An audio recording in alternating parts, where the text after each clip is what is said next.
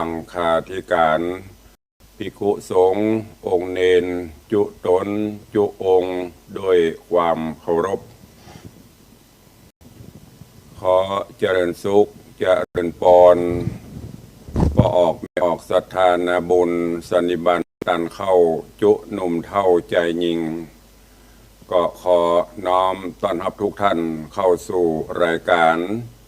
มรดกธรรมกำเมืองและสารธรรมกำเมืองทางสถานีวิทยุกระจายเสียงพระพุทธศาสนาแห่งชาติและสังคมคลื่นเพื่อการศึกษาพระพุทธศาสนาและวัฒนธรรม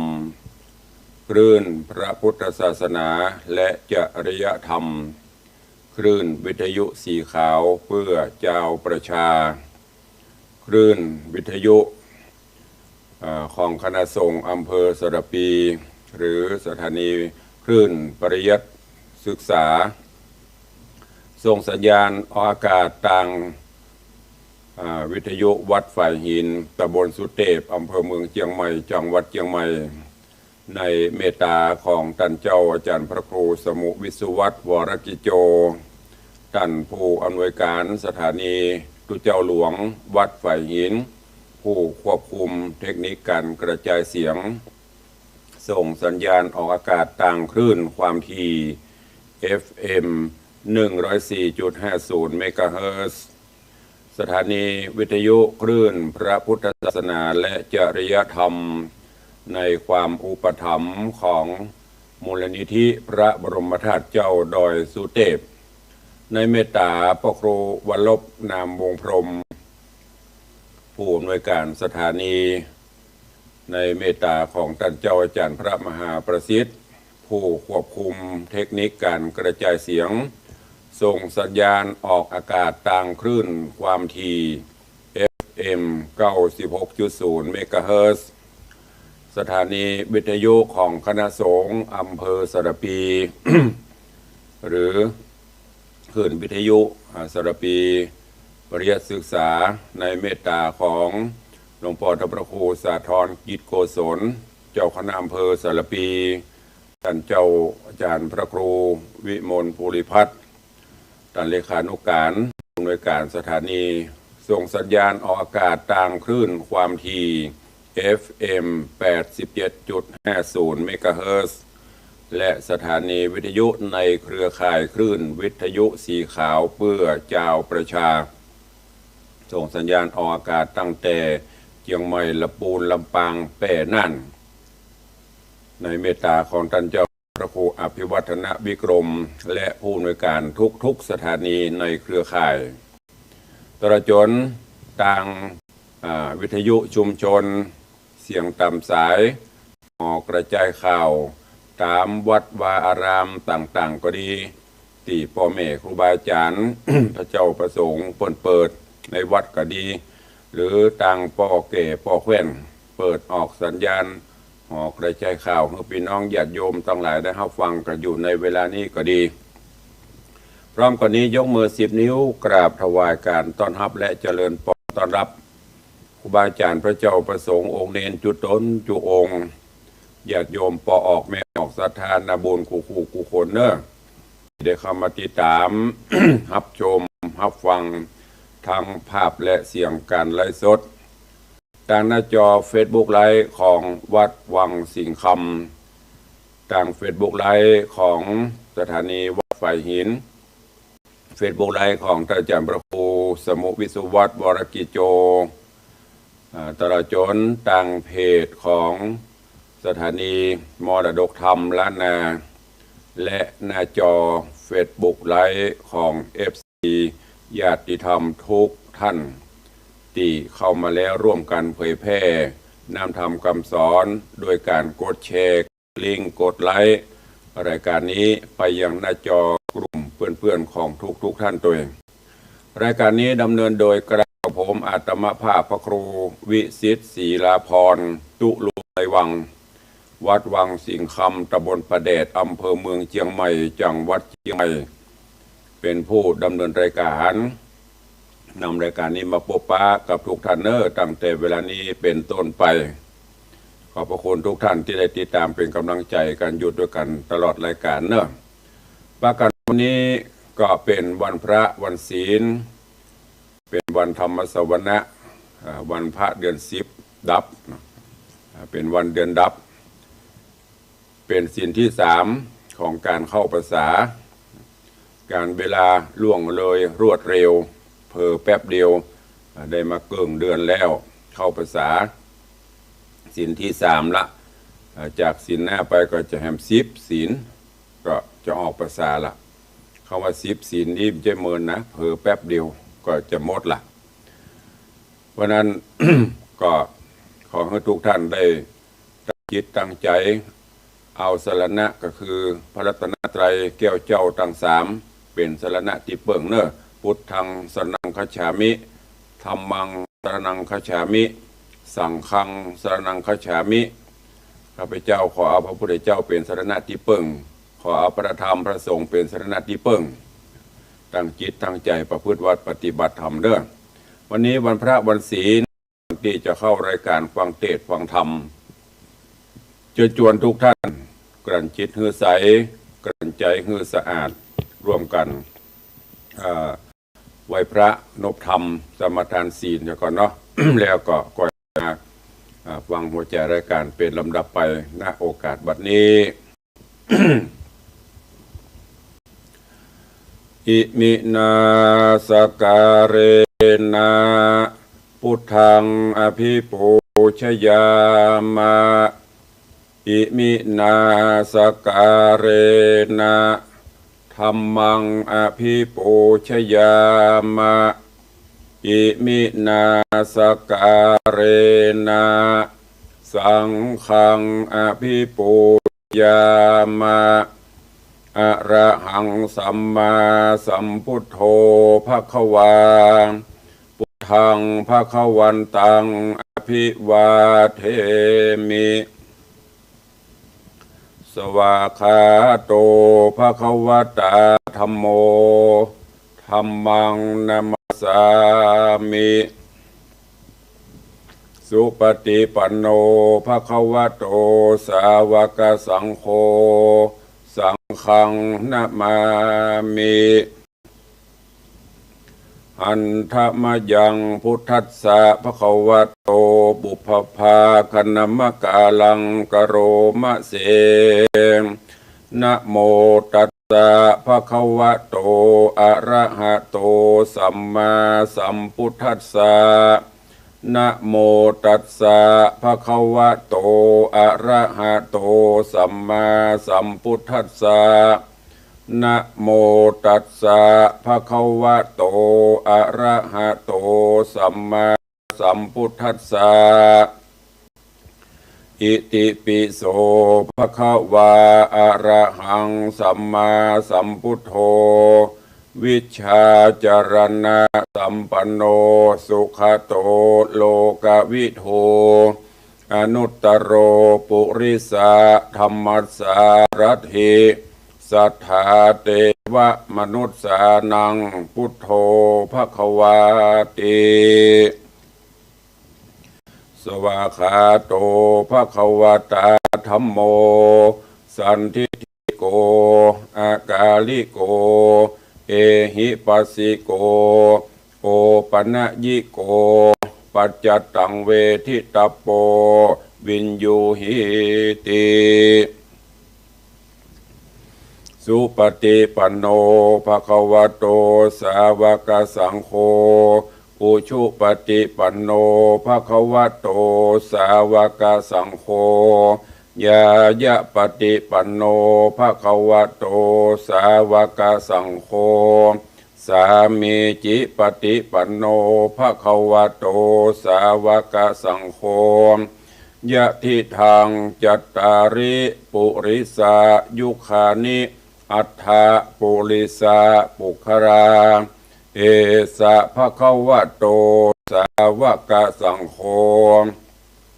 อาหุนยโยปาหุนยโยทักขินยโยอัญชลีกาลนิโยอนุตตรังปุญญเขตังโลกัสสาติ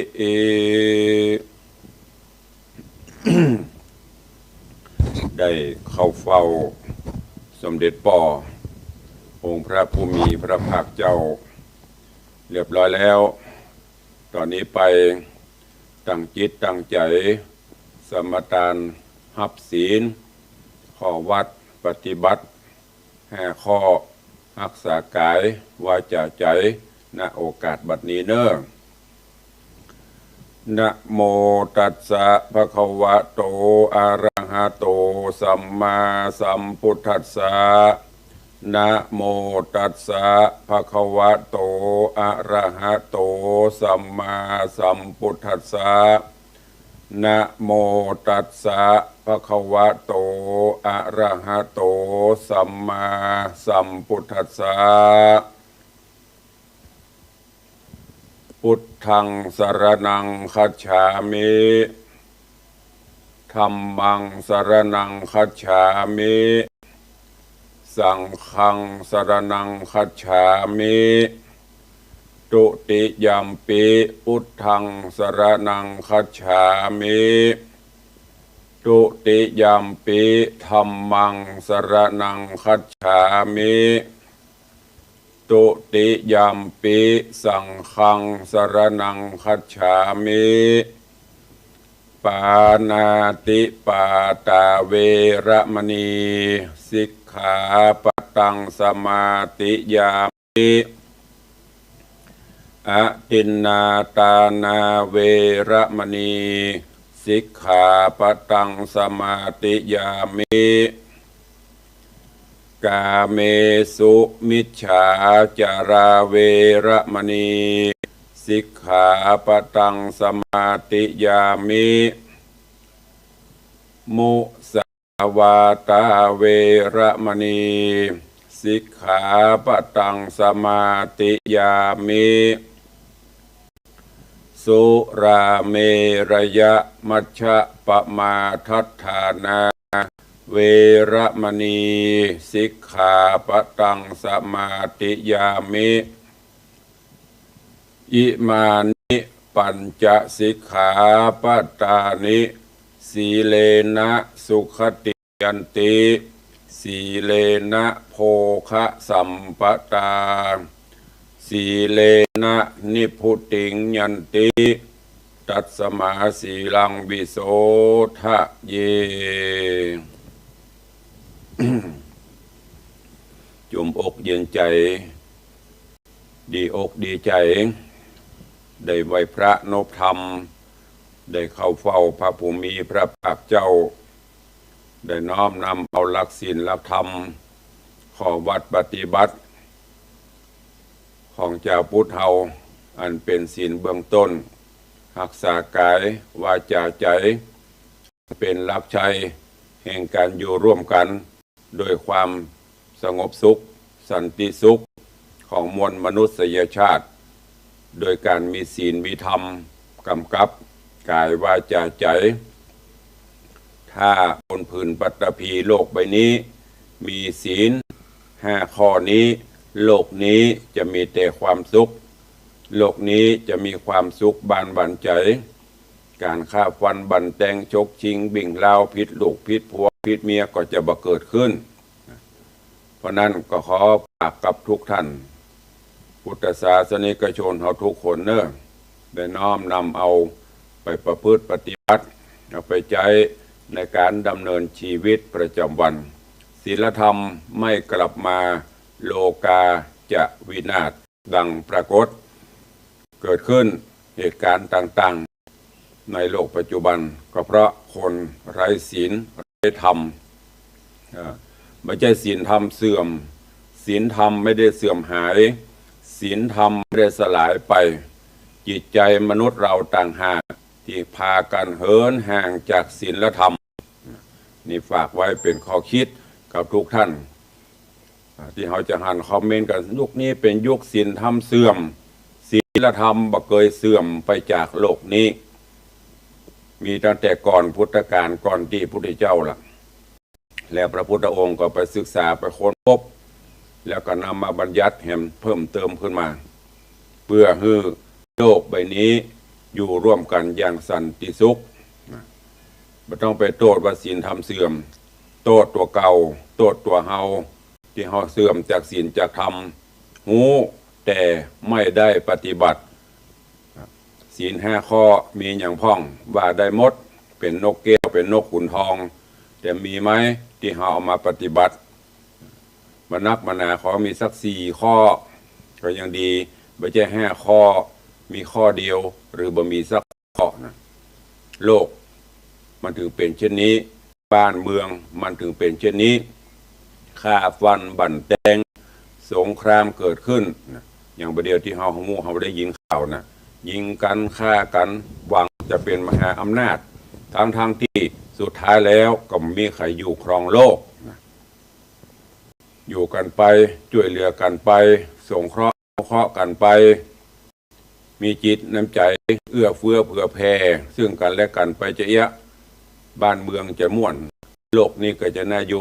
สังคมจะมีความสุข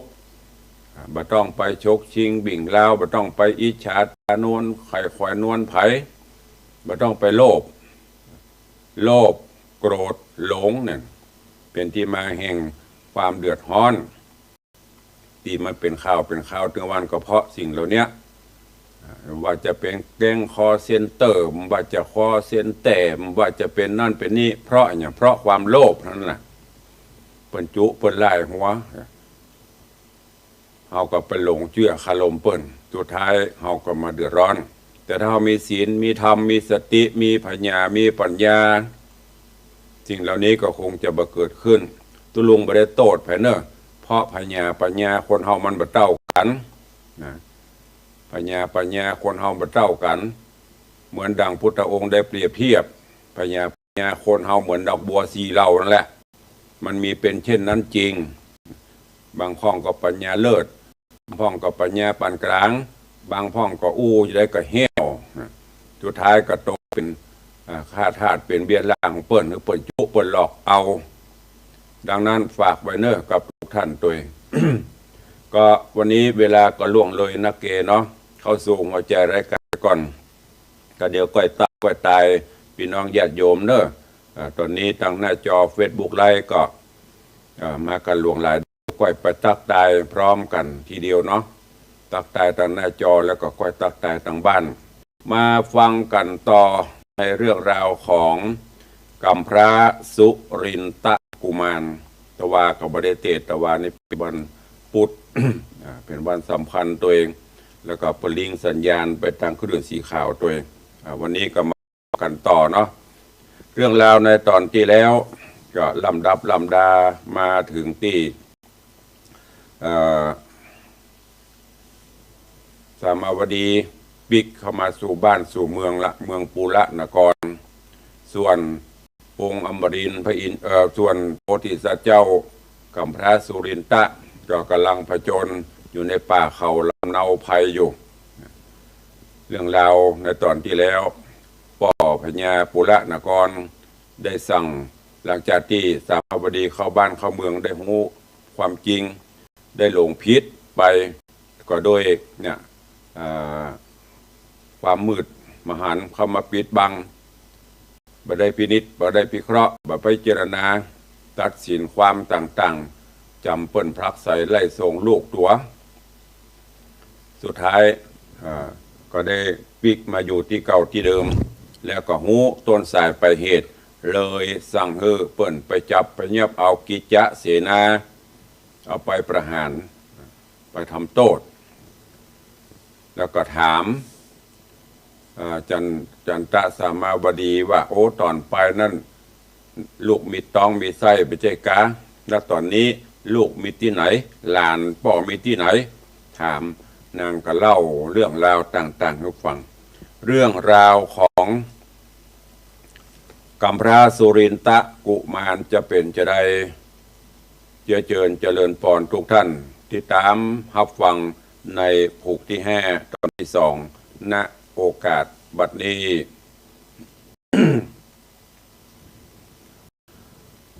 นะโมตัสสะภะคะวะโตอะระหะโตสัมมาสัมพุทธัสสะ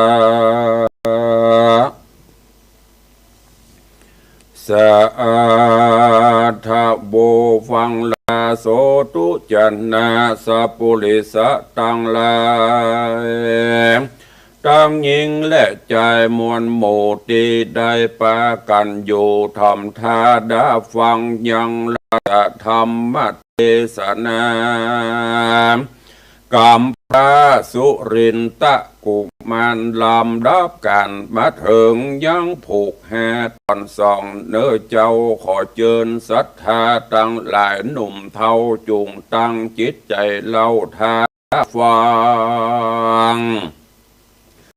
ต่อไปไปนาดีและนาเมื่อนั้นนาอินตาผู้เท่าจริงตันเราจะทำว่าดูลาเจ้าหลานน้อยบุญมีอันลุงนี้เป็นพรานอยู่ดงดานป่ากวางบ่อาจอังเสาะหามล่าสัตว์ป่านานาจักไปหายักษ์เท่าอันจำอยู่เฝ้าดอยผาปุระปัปปตาภูหามบ้านลุงนาอยู่ไกลโหนต่างไปมีมากแต่มันยากห้องนาลายลานดังสุตวานันเจ้าสุรินตะกุมารได้ยินพรานเท่าเท่าออกปากกล่าวจะไปว่าจักไปสอดล่าหายักษ์ขาพรายเพศตามดาวเขตดงรีนอมุนีที่ใบนิ่งใจไปมาบ้านลุงนี่นาแก่เท่าอยู่ป่าเศร้าดงตาลเงียป่าใครหานยักษ์ใหญ่ดังหูใจแห่งกูจักทำดูแจ้งทีเสียงแห่งที่สังกาจริงเจียนจะถามต่อว่าดูลาพ่อลุงพรานปันดังหลานผู้น้อยริร่ำถอยในใจว่าลุงนี้บ่ใจพรานป่าเอวสอดลาป่าไม้ลุงบ่ใจมนุษย์สาคนธรรมบดาโลกตายหรือว่าลุงเป็นเตป่าไทยบุญนาเป็นอินตาธิราชอยู่ภาษาเมืองโบนท้าแหลงโตโหนกระเป็ดแอวอยู่เขตดงนาขอลุงจ่าเก่าอูหือหลานหูตามมีแดเตนาก็บิงหันเล่นนาสักโกเทวราชาส่วนว่าอินตาสักกับพรามกันเจ้ากุมารเจ้าจะทำเจ้าตนแง้มอยู่ฟ้ากินแหล่งลาบนสักวันจริงจะขันตันเราตั้งแต่เก้าสุดปลายด้วยปริญญาลายแหล่บเวนแว่บดได้ว่าดูราเจ้าหนอไทยกุมารลุงบ่ใจพรานละเนื้อลุงบ่ใจเจือมนุษย์สาคนธรรมดาโลกตายลุงเป็นเต้าไทยตาหากลงมาช่วยหลานกำสมปันสร้างปาลมีเฮือสุขีไปนาอันยักษ์เท่าตัวใหญ่ฤทธิ์ใจสามานมีใจงานเหี่ยมโหดบอกกวดโทษอันใด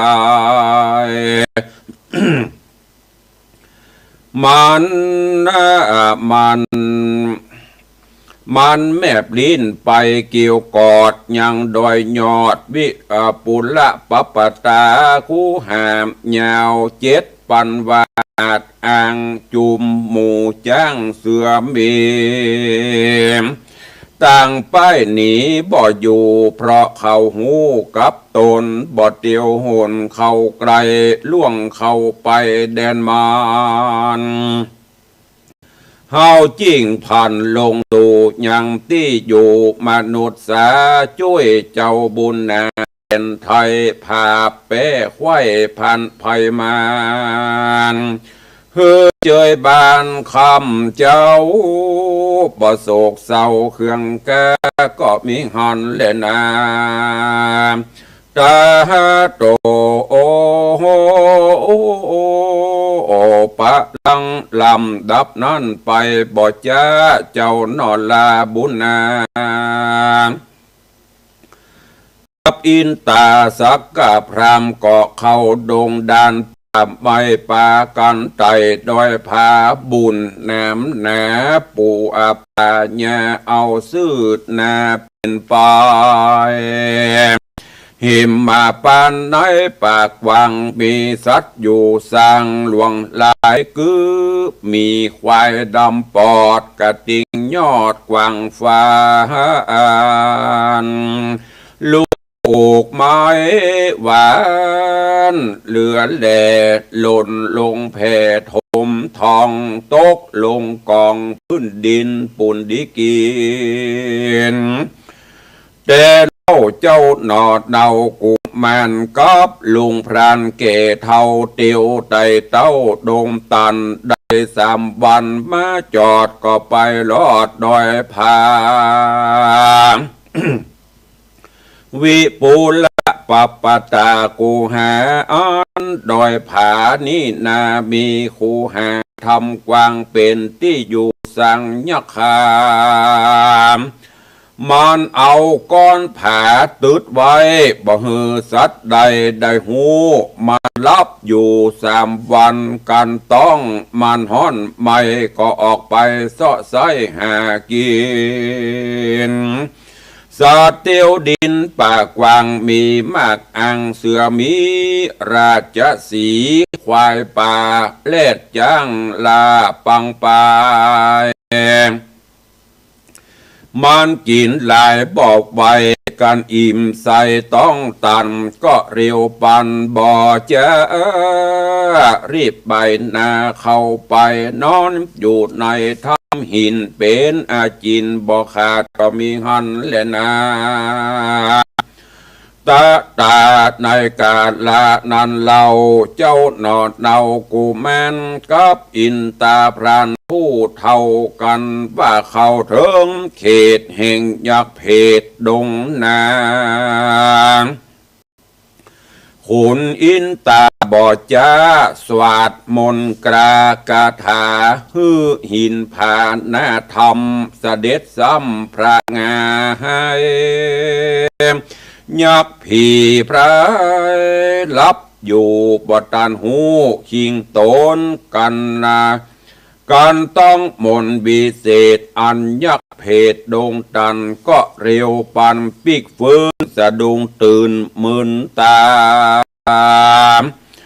มันโกธาโคดหาวห้อ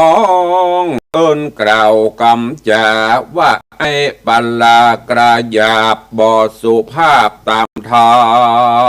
ม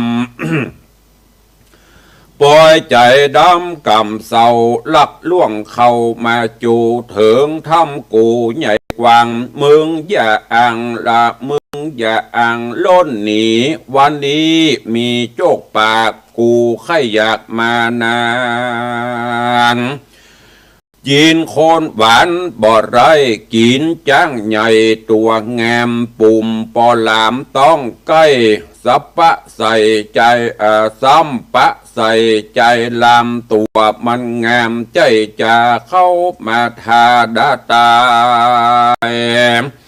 2 คนใจหนุ่มเท่ายักบาปเศร้าดงตั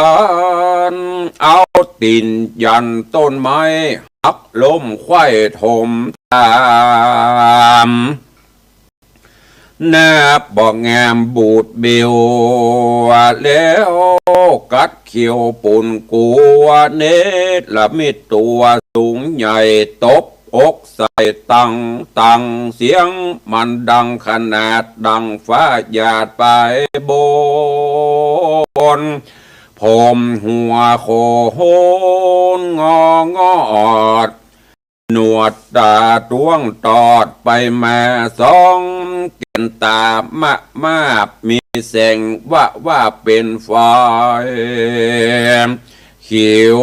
งาใสสว่างออกสองข้างมีแสงปากมันแดงหน้าเศร้านิ้วมือเต้าลำตาลมันงนงามห้องดาบว่าอายหาพี่ไพรมึงต้องตายบ่จ้าย้อนอวดกล้าถือดีอวดฤทธิ์ที่เก่งกล้าเนี่ยแหล่งนามหาเอาหินผาหน้าทำปังลงซ้ำพระไงมึงอย่าหมายปิกปอกหมายหน้าออกขึ้นไปยากจังไรโคดใหม่โออกต้นไม้บุบลงหน่อพุทธองค์ลบใดเลยถูกใส่ดอยผาดดอยใหญ่หนาดอยใหญ่นะแตกยักบาปกระเลียวปันถอดดาบมันเงื้อทาเจ้าหนอดลาเรียววายเต้นเข้าไปที่ไกลยกดาบไว้ดาบฟันดาบโจมกันมีกองบดถูกต้องคนใดต่างเลี้ยวไวเจิงดาบ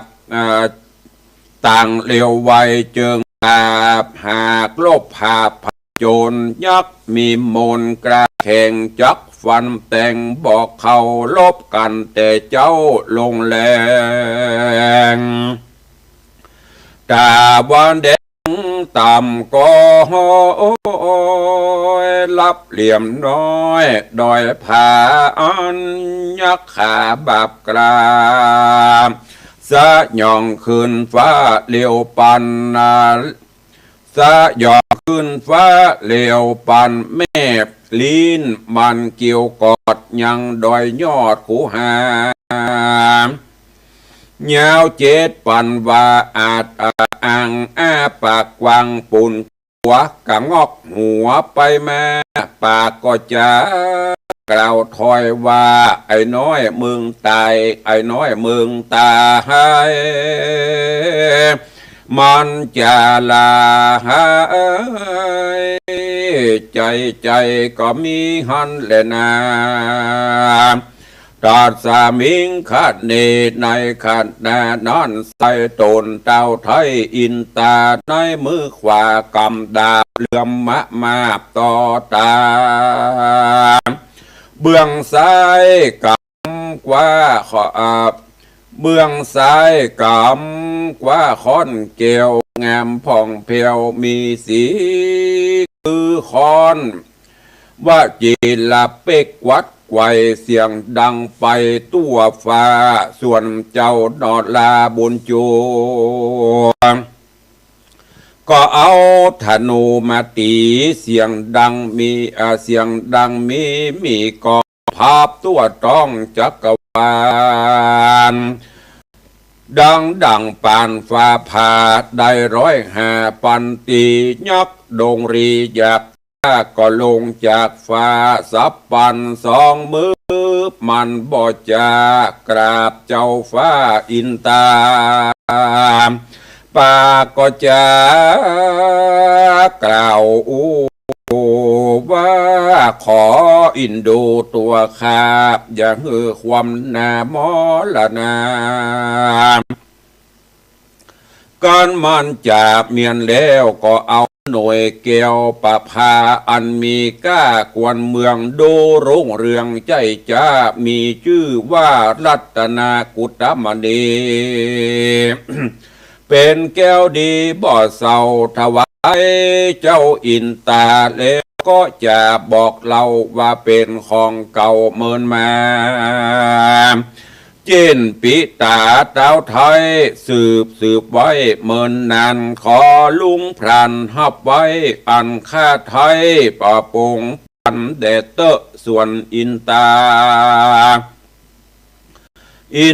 พรันป่าเศร้า กันยักเท่าปันแล้วยังหน่วยเกี่ยวประพาคุณอินตาเต้าไทยฮับเกี่ยวไว้มาถือเป็นเกี่ยวลืมโจอมจื้นเกี่ยวลุกหมื่นนี่หายโจกตั้งหลายหลังคอนเป็นเกี่ยวดับห้อนนาแล้วอินตาบุญกว้างผลเป็นเจ้าจ้างเอราวันก็เอาแก้วปั่นบ่อจาเฮือเจ้านอลากุมารแล้วจ่าขานบอกเล่าว่าฮือหลานเจ้าคืนสู่ในที่อยู่ราศีส่วนแก้วดีวิเศษอันยักเพศเอาปานเจ้าจอมขวัญบุญใหญ่จักเป็นเจ้าจ้างไปดุลช่วยจูนุนเตือมกำหือล่วงล้ำมันพายก่อนจะไข่เมียนแล้วเต้าตนเกี่ยวอินตาก็อำลาคืนสู่ในที่อยู่แห่งตนก็มีหันเลนาตามอดถังปากาเสนโตสัทธาอาหาสัทธาอันว่าสันอยู่ยอดซอยบาทถอยบาลีบทหลังมีไปแจงจริงแสงเตสนาว่าอัฐโขมหาสัตโตดังนี้เป็นตนภิกขเวดูราภิกขุตั้งหลายอันเป็นสายอริยจาตเยื่อนักปราชญ์รงงานส่วนเจ้ากุมารนอนเอาการพลันเท่าอินตานี้อำลาไปแล้วเต้าตนเกี่ยวบุญแน่ก็สอนยักขาภายเพศเท่าดูราเจ้ายักเพศจำอยู่เขตดงตำอย่ากระทำกรรมหยาบอันเป็นบาปหึกนาอย่าโกธาโคดไม่ใจบาปใบทารุณจุงหูบุญหูบาปอย่าขนาบเขขาเฮือตาตานาน้อยใหญ่เดือดร้อนไม่กะญาเดือดร้อนไม่กะญาใจจุงนี่ไกลจากกรรมตัวอันดำมนเศร้านักปราชญ์เจ้าจะใครมีของใดน้อยมากจุงบริจาคเป็นตาแก่คนผ่านอยากไกลและเจ้าศีลใสสะอาดอย่าประมาทรักษาศีลห้านาเป็นเก้าศีลแปดเต้าภาวนาบุญจักป่าโยกย้ายออกจากใครสงสารถึงนิพพานเวียงเกี้ยวหือถึงตีแล้วก็มีเล่นนิติตังขีญาสั่งวันนาวิเศษจาห้องเหตุธรรมเทศนากัมพระสุรินตะกุมารผูกทวนที่ห้าก็บังโกมสมเด็จสาเดช พระธรรมเทศนากัมพระสุรินตะกุมารลำดับการมาถึงยังผูกที่ห้าป่งวางไว้เก้าอี้ก่อนเนาะวันนี้วันพระใหญ่วันธรรมสวนะเดือน10ดับเนอะพี่น้องญาติโยมศรัทธาเนี่ยเมื่อเจ้าก็ไปวัดไปวาใส่บาตรญาติปกยามบ่ายมาก็มาฟังเทศน์ฟังธรรมประพฤติวัดปฏิบัติธรรมกันวันต่อไปเนาะก็ฟังตุลุงเจ้าตอนนี้ไปสรุปแล้วก็ขึ้นผูกที่6เป็นลำดับไปเนอะก็ตารายการวันนี้ก็ขอบพระคุณอนุโมทนาบุญเนอะแล้วก็ต้อนรับญาติโยมตอนนี้ตั้งหน้าจอ Facebook ไลฟ์เจริญพรคุณโยมจะถ่ายแปลงหลวงเจริญพรคุณโยมแม่สุปรณีรูมาเจริญพรโยมดร.อินสมเตปินพินันทิสม7 สีเนอเจริญพรโยม ท่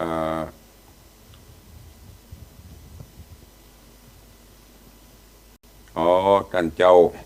ตุปีสุทธิชาติจินนธรรมโมตุเจ้าหลวงวัดเจ็ดวัดใจสีภูมิปันตะเกินสาธุครับสาธุเหมือนกันเด้อถ้าจะเปิดในวัดกะศรัทธามาใส่บาตรได้ฟังกันตัวเองขอบพระคุณตุปีเนอร์เปิดมีปีไม้สีเตียนมือสีโอ้เตียนสปะวัดเตียนเนอะดังไปข้าได้ผู้จาปัจจัยสีภูมิเนอะเจริญปอนแม่เลี้ยงทัดพิชาตุสิงคำเจริญปอนคุโยมพิรุณพักดีเจริญปอนหลวงปีสุพัฒน์หิดเกยไวสาตุปีจรันปิยะจันโททุเจ้าหลวงวัดโดยซิวเนอะเจริญปอนท่านนายกเจริญคำยามาเนอะนายกเทศมนตรีตำบลสันพักหวานเจริญปอนคุณโยมสมนึกยุวะเวกแล้วก็มีไผ่แหมเจริญปอนแม่ครูเหรียญทองจันทีเจริญปอนปีหมอมัทนาอัมพันธ์เนอะเจริญปอนคุณโยมสลินทิพย์บุญเลิศเจริญปอนโยมป่อสุวรรณอินใหญ่เข้ามาติดตามกันวันนี้ตกหล่นไปก็สุมหาภัยเนอะแล้วก็มีภัยเดี๋ยวตุลุงจะไปก็ติดตามบอลลูนได้ได้จ่ามบอลลูนเนอะโยนแม่โยมพิจันสายแปลงหลวงขอบคุณทุกท่านที่ติดตามวันนี้รายการรถด่วนขบวนพิเศษของ กลุ่มหนุ่มสาวจังหวัดเชียงใหม่ร่วมกับคณะสงฆ์องค์กรพุทธสมาคมยุวพุทธิกสมาคมชมรมกำนันผู้ใหญ่บ้านสภาวัฒนธรรมร่วมกันวันนี้รถด่วนขบวนพิเศษสัญจรไปจอดณลานวัดสันป่าแดงตำบลต้นเปาอำเภอสันกะแปงเนอะที่วัดสันป่าแดงตำบลต้นเปาอำเภอสันกะแปงก็ไปร่วมกิจกรรมร่วมกิจการด้วยกันเนอะวันนี้เป็นวันพระใหญ่วันพระวันศีลแล้วก็ในส่วนของคณะสงฆ์อำเภอสารปีเฮาก็วันเสาร์ต่อไปวันที่15วันเสาร์ที่15ณที่วัดหนองป่าแสะวัดหนองป่าแสะเนอะป่ากันที่วัดหนองป่าแสะโครงการพัฒนาคุณภาพชีวิตของคณะสงฆ์อำเภอสารปีจะโดนน้ำมนต์หรือไม่หลวงพ่อเตียนหลวงพ่อเจ้าคณะอำเภอกับเตียนเลขาอำเภอจะดีบดีหมดเนอะหลวงพ่อวันนั้นเสาร์ที่ผ่านมาที่วัดหนองแฝก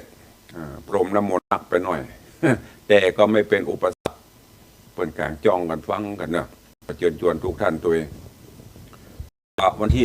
16ที่วัดแม่ปะคาอำเภอแม่ทาจังหวัดลำพูนก็จะมีงานปนห้องก็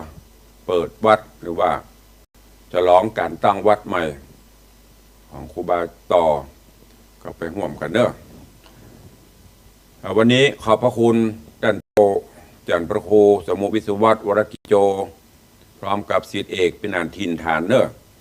ได้มาปรับปรุงเครื่องเสียงแอมไมค์เสียงคงจะชัดแจ๋ววันนี้นะตึงไม้มี2ตัวตึงไม้หนีบตึงไม้ตรงเนี่ยเปิด เสียงถ้าจะชัดแจ๋วดีวันนี้ก็ขอบคุณกับเป็นานทินฐานเนอะเพราะว่าโดนเจ้านายเทศต้องรีบต้องฟังมาแก้มาแปลงฮือก็ใกล้งานเข้ามาถึงวันแล้วเนอะญาติโยมทั้งหลายงานทำบุญครบรอบอายุวัฒนมงคล63ปีของตุลุงวันเกิดครบรอบ63ปีปีนี้ก็ตรงกับวันที่21วันที่21สิงหาคมมีนัดพบนัดปะกันเนอะก็น้อมเอิญเชิญชวนทุกท่านเนอะ ขอบพระคุณเด้อกับโยมโฮงตานร้านเจลักษ์นี่เปิ่นแจ้งเข้ามาร้านเจลักษ์ขายหมูในตลาดต้นลำไยโดยคุณโยมสมรักสมรักเหลืองวันโฮงตานร้านเจลักษ์นี่เปิ่นจะเอาก๋วยเตี๋ยวมาร่วมแล้วก็นอกจากนั้นก็จะมีโยมวินัทมหาเทพพร้อมครอบครัวนี่จังการก็เป็นศิษย์รุ่นปีก็บละบลืมกันกินข่าวไปเพิ่นก็แจ้งข่าวนี่ก็จะเอาโฮงตานขนมหวานร่วมมิตรมาห่วมตั้งโฮงตานตัวขอบคุณอนุโมทนาบุญตัวเนอะแล้วก็ขอบคุณครับญาติธรรมญาติโยมตบาตุลุงก็ได้ประชาสัมพันธ์ไปครั้งหนึ่งละที่ได้ร่วมบุญกุศลเป็นเจ้าภาพตานต้นเงินก็ดีเป็นเจ้าภาพสังฆทานก็ดีก็มีโยมณัฐพจน์จักรนรินทร์สารปีพี่อ้ายก็มาช่วยร่วมเจ้าภาพสังฆทานงานตุลุง1 ชุด 2,500มีแม่อุ้ยมอนจันยาสมุทรเป็นเจ้าภาพตานต้นเงิน1 ต้นแล้วก็มีแม่อารีสดับมีแม่สุมาตัวบัญชีไปได้เข้ามาเดี๋ยววันต่อไปเนอะตุงจะมาอ่านให้ฟังตั้งแต่ต้นขอบคุณครับท่านนายกเจริญคำยามานี่ก็บละบลืมกันเป็นญาติผู้ใหญ่ท่านหนึ่งมีงานบอกว่างานตุลุงงานวัดท่านนายกก็อุปถัมภ์ตลอดไม่ว่าจะเป็นน้ำดื่มไม่ว่าจะเป็นปัจจัย